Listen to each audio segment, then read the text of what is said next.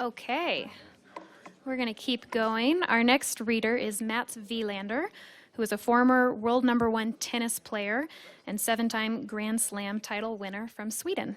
He was introduced into the International Tennis Hall of Fame in 2002, and he lives in Hailey and is the co-owner and tennis expert at Gravity Fitness and Tennis in Hailey. And to more formally introduce him, Carter Hedberg, our Director of Philanthropy. I really don't think it's more formal. I think it's less formal because I have a couple of cute stories to tell. So in May, I was traveling in Sweden and went to Svenholm Castle to have lunch. And there was a sign saying, tennis tournament coming, Mats Wilander and John McEnroe. So they were getting the ground set up for a tennis tournament between, my God, two icons in the tennis world. And so we were getting ready to, we'd had lunch, we were getting ready to leave. And so we turned to the host or, the receptionist there and said, oh, we're from Sun Valley. And Mats Wilander is from Sun Valley. And she said, oh, do you want me to say hi to him? So I don't know if she said hi to you, but she goes, I know him. So I thought it was a small world. And then I'm sure no one here knows this. I'm actually quite a tennis fan, so I'm kind of thrilled to be doing this. But one of my favorite matches of all time was it 1988 when you, yes, 1988 U.S. Open, 5-hour match, Mats Wilander, Ivan Lendl, and who won but Mats Wilander? So tonight it's my pleasure to introduce Mats.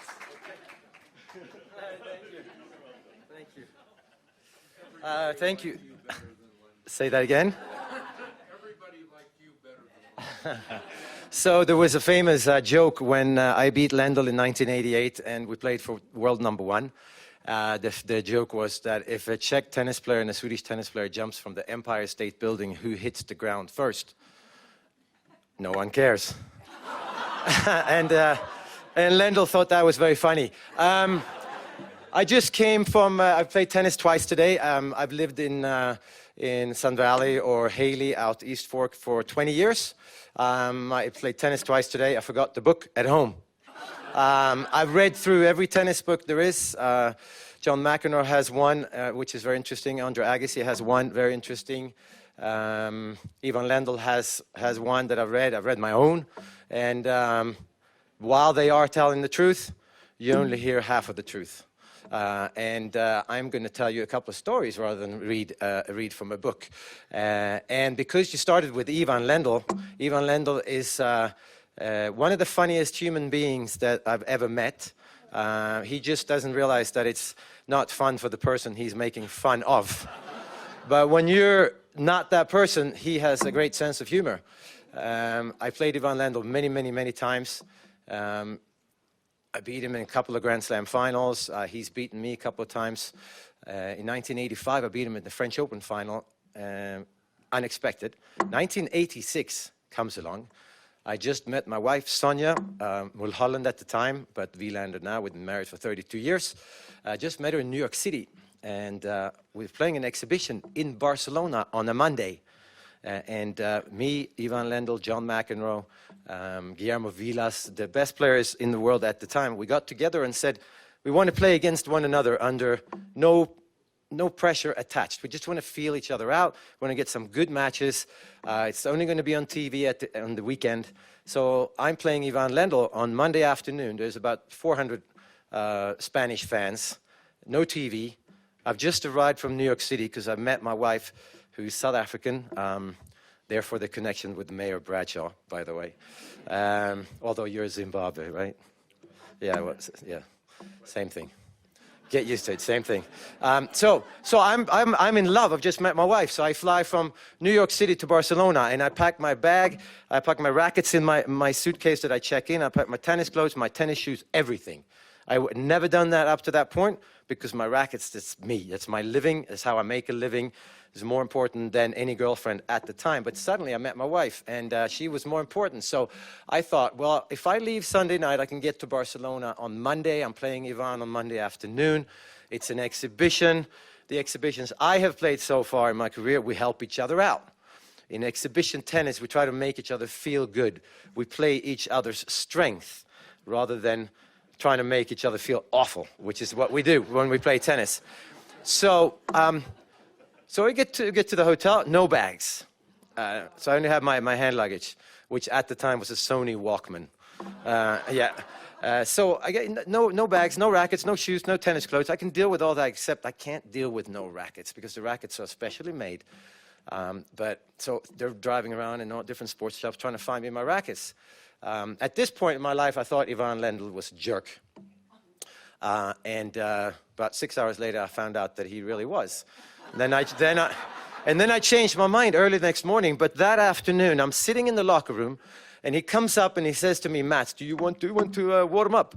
I said, "No, Ivan, I don't have rackets. So I'm waiting for my rackets to arrive. I don't have any, so I don't want to play with yours. I have a sponsorship with Rossignol, actually. They only made skis for a while, and then they made tennis rackets."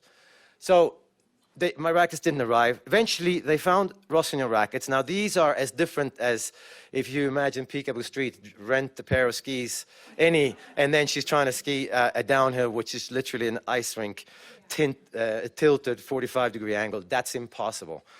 So I get these gas station rackets, and I've just beaten him. Okay, I've beaten him in the French Open finals the year before. This is the first time we play on clay since then. So we start playing, and I realize, which we can, after about 2 points, that there is no chance. Not only can't I beat him, I can't win a set, and I can't win a game. Now, he's 1 or 2 in the world. I'm 2 or 3 in the world. So I'm okay. And he's just a little bit better than me. So we start playing games, and 1 love, 2 love, 6 love, Lendl, 4 love, Lendl. And I have an advantage. So I said, okay, you know what I can do is I can serve and I can run. I can run with any racket. I can even run left-handed. So I serve and I run as fast as I can. And I'm thinking Lendl's going to chip an easy shot. I can put the volley away and I can win a game. What does Lendl do? He goes backwards, bends his knees, and he hits one of these great backhand returns on my feet.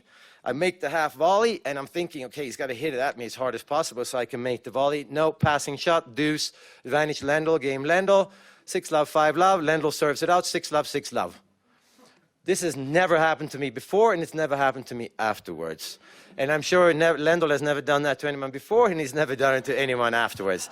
There's another player who's done that in exhibition, and that's Jimmy Connors. Go figure, exactly. So the next day, the next day, Samantha, his girlfriend, calls my room at about 8:30 in the morning. When you have arrived from New York City as a professional tennis player to Europe, there's a 6-hour time difference. That's 2:30 in the morning. He's just beaten me 6 love, 6 love. And she calls and says, "Good morning, Mats. This is Samantha. Ivan wants to talk to you." And I obviously go, "Oh, good, he's calling to apologize." And I say, "Hey, Ivan." And he goes, "Good morning, Mats. Today at 1 o'clock, do you want to practice?" Ivan, I don't have any freaking rackets, man. I don't want to practice with you. I never want to practice with you because for him, it doesn't matter if there's 2 people watching, nobody watching, exhibition, French Open final. He wants to beat you as badly as possible. Okay, one of the most selfish athletes that I had met to that point.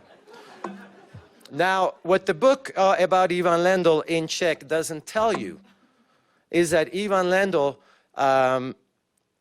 admires himself more when he talks about his knowledge about tennis. He wants to actually spread as an inspiration what he learned about tennis.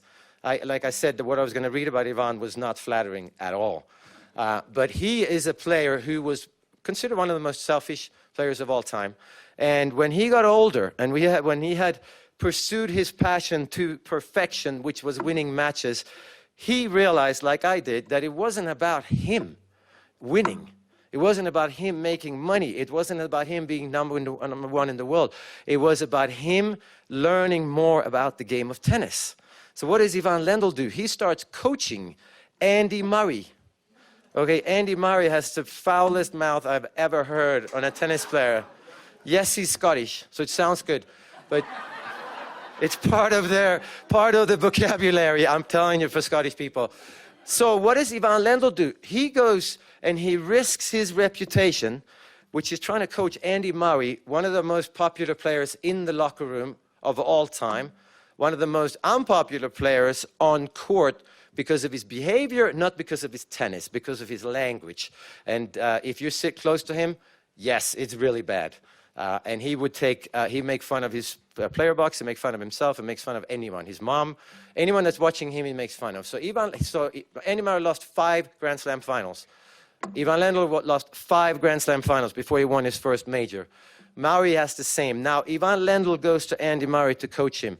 If Murray doesn't win a slam, this is a failure of Ivan Lendl's part. Why is he risking his image, his career, to help somebody who clearly can't win a major on his own? Yes, he's willing to risk it because he believes that his knowledge in tennis and his passion for learning more, even in his 50s, is stronger than his passion was for winning. And Ivan Lendl helps Andy Murray to win a US Open. He helps him win 2 Wimbledons. Andy Murray now is Sir Andy Murray. I don't know how you could Sir him. They didn't Sir Keith Richards. They served Mick Jagger, but not Keith Richards. So, again, Ivan Lendl, what an unbelievably good guy, where tennis, actually, the reason I love tennis and the reason why I'm still pursuing tennis, the reason I play tennis twice today, is that the more I learn about tennis, the stronger my passion for learning about the game become. The more I learn, the more I realize how little I know, because doors open all over the place. I just figured out why Roger Federer lost the Wimbledon final. And I'm not going to tell you unless if you're a Roger Federer fan. But I would have never known that 10 years ago, but because I'm in it so much. So the learning of the game is what we're all about. Jimmy Connors, I mentioned. Jimmy Connors, I have a good story. This could be a little bit quicker. Jimmy Connors I met the first time in 1982 at the French Open. Björn Borg, if you're familiar with Björn Borg, won the French Open 6 times out of 8 that he played. He was unbeatable on clay. He was literally the Rafael Nadal, who is unbeatable. He was the Rafael Nadal of our generation. So Björn Borg decided to not play the French Open in 1982. That opened the door for Jimmy Connors, who never won it, John McEnroe, who never won it, Ivan Lendl hadn't won it, the late Vida Skerlaitis had a chance. List goes on and on and on. So I was playing in the Italian Open. There was an airline strike in Italy in 1982, which used to happen quite often. I was 17 years old. I couldn't drive myself to the French Open, so my coach drove me from Rome to Paris overnight. Saturday night, we got to Paris in the morning, get to the hotel, and I called the club and I said, I'd like to book a practice court. And they say, well, Mats, you are booked on center court with Jimmy Connors. And I'm like, Jimmy Connors is my idol. Okay, Jimmy Connors, he was my idol until that day. Jimmy Connors was so different from Björn Borg. Of course, Björn Borg is Björn Borg is God in Sweden. He's the biggest athlete we ever had. I believe he's together with Tiger Woods, Michael Jordan, maybe bigger than Jordan actually, Muhammad Ali, Pele. He's an athlete that changed the world in terms of professional sports. He became an image, a brand. So Jimmy Connors has booked me to practice with him. I'm like, why on earth does he want to play with me? Because I'm 17 and I figured out later that because I play a little bit like Björn, he needed the practice on and on. So anyway, so I meet Jimmy for the first time, get on the practice court, center court French Open. I've seen it, I've never been on it. And I'm, of course, really nervous.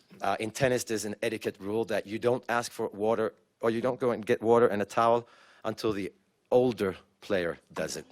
So he's 10, 11 years older than me. So I was waiting, I was getting tired, and we were just pounding balls down the middle. And then Jimmy says, you want to play some points? What? He doesn't, actually. He says, we're going to play some points. And I say, yes, Jimmy, we are. No problem. So we start playing points. And I'm beating him 4-1. And in the changeovers, when you practice, you don't sit down. In the old days, they used to stand up. If you watch Rod Laver, and they used to stand up in the changeover. So you just walk past the umpire's chair, you grab your towel, grab your water, and your coach comes out, and he walks with you. And as we cross paths at the net, me and Jimmy. Jimmy calls my mother a name that I don't know why. He's never met my mother. Oh, he says that, and I said, oh my God, to me, oh my God, I said to my coach, did you hear that? And my coach said, yeah, I heard it, but don't worry, it's okay. I said, what do you mean, don't worry? Jimmy Connors just called me that, and my mom. How can I play? So we just try to focus. What happens? 1-4 became 6-4 to Jimmy Connors. Complete jerk. In 1990, I lived in Greenwich, Connecticut, and Jimmy Connors, for some odd reason, lived in Greenwich, Connecticut. On the 19th of May, 1990, my dad died of cancer that he battled for about 6 months. My dad came to America once, which was 1988 US Open final. For the 2 weeks is the only time he came to America.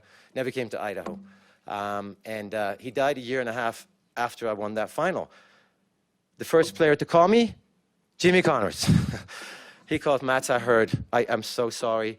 Blah, blah, on and on and on. I can't believe he was a young man. I've met him once or twice. Blah, blah, blah. And tennis can teach Jimmy Connors to be a nice guy. He wasn't. Ivan Lendl wasn't. John McEnroe wasn't. John McEnroe showed up to my charity in Westchester County 12 out of 14 years, the last 10 on his own. So tennis is my point, without reading books, can teach you a life lesson that you can take on and learn so much about yourself, about your surroundings, about your opponent, that even Ivan Lendl and Jimmy Connors are now great people. So, thank you. Good? Any questions or no?